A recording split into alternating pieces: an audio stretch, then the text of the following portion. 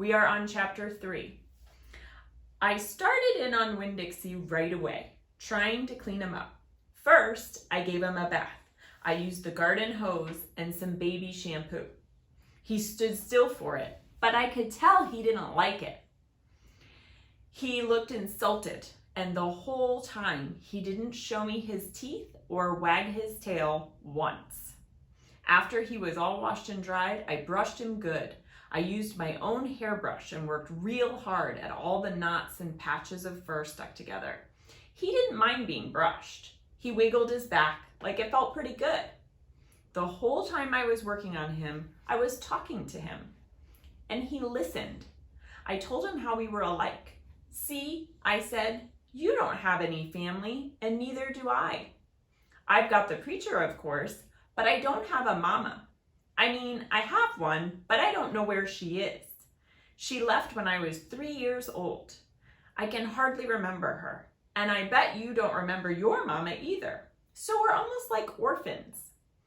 And an orphan is a kiddo that doesn't have their parents with them all the time, and maybe they have new parents, right? Winn-Dixie looked straight at me when I said that to him, like he was feeling relieved to finally have somebody understand his situation. I nodded my head at him and went on talking. I don't even have any friends because I had to leave them all behind when we moved to Whatley. Whatley's up in North Florida. Have you ever been to North Florida? Now, do you think the dog's actually going to answer her? That's fantasy, right? But the dog's listening. The dog's paying attention. My doggy listens to me sometimes, right? They'll sit when you tell them to sit, that sort of thing. Winn-Dixie looked down at the ground, like he was trying to remember if he had. You know what, I said. Ever since we moved here, I've been thinking about my mama extra hard, more than I ever did when I was in Whatley. Winn-Dixie twitched his ears and raised his eyebrows. I think the preacher thinks about my mama all the time too. He still loves her, I know that, because I heard the ladies at church talking about it.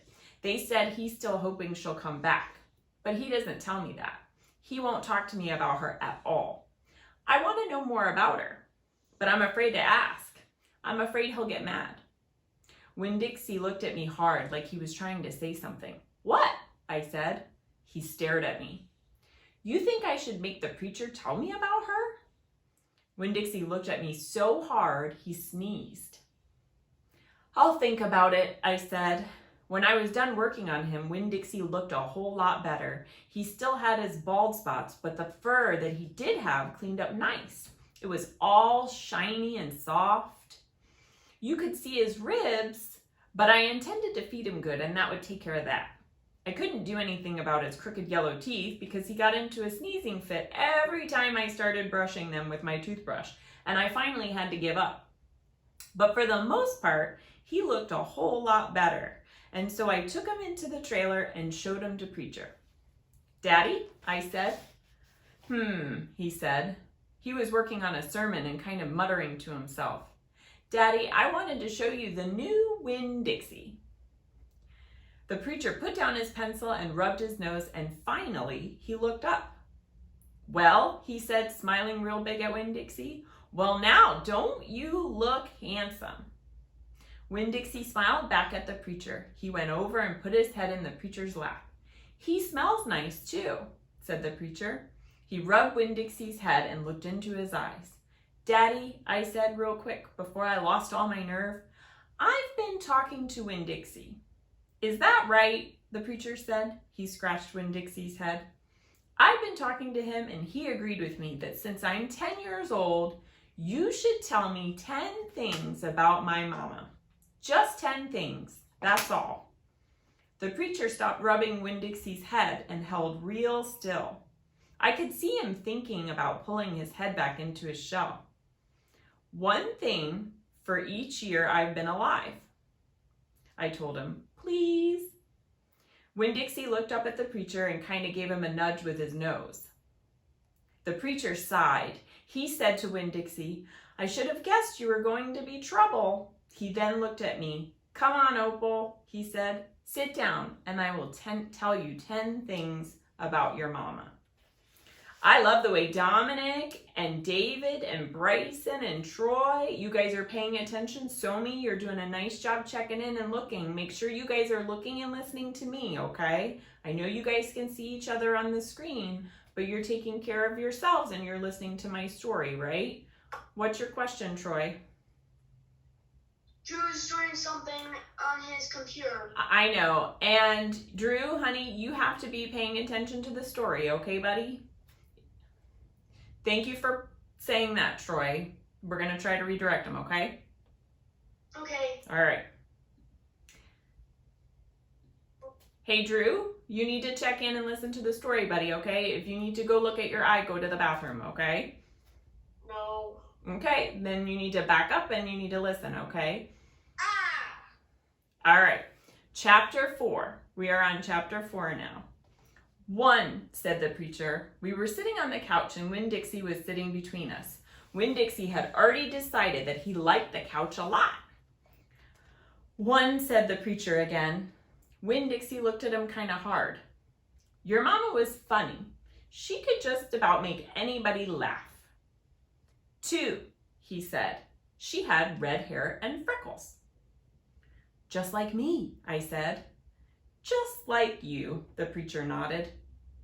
3, she liked to plant things. She had a talent for it. She could stick a tire in the ground and grow a car. That's silly, because obviously that's not true, but it's a great example of how great she is at planting, right? Winn-Dixie started chewing on his paw, and I tapped him on the head to make him stop. 4, said the preacher. She could run fast. If you were racing her, you couldn't ever let her get a head start because she would beat you for sure.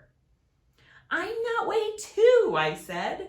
Back home in Watley, I raced Liam Fullerton and beat him. And he said it wasn't fair because boys and girls shouldn't race each other to begin with. And I told him he was a sore loser. The preacher nodded. He was quiet for a minute. I'm ready for number 5. 5, he said. She couldn't cook. She burned everything, including water. She had a hard time opening a can of beans. She couldn't make heads or tails out of a piece of meat. The preacher rubbed his nose and looked up at the ceiling. Winn-Dixie looked up too. Number 6 is that your mama loved a story.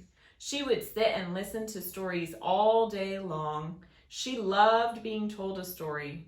She especially liked funny ones, stories that made her laugh.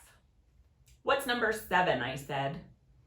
Let's see, he said. She knew all the constellations, every planet in the nighttime sky, every last one of them. She could name them and point them out, and she never got tired of looking up at them. Number 8, said the preacher, with his eyes closed, was that she didn't like being a preacher's wife. She said I was too busy.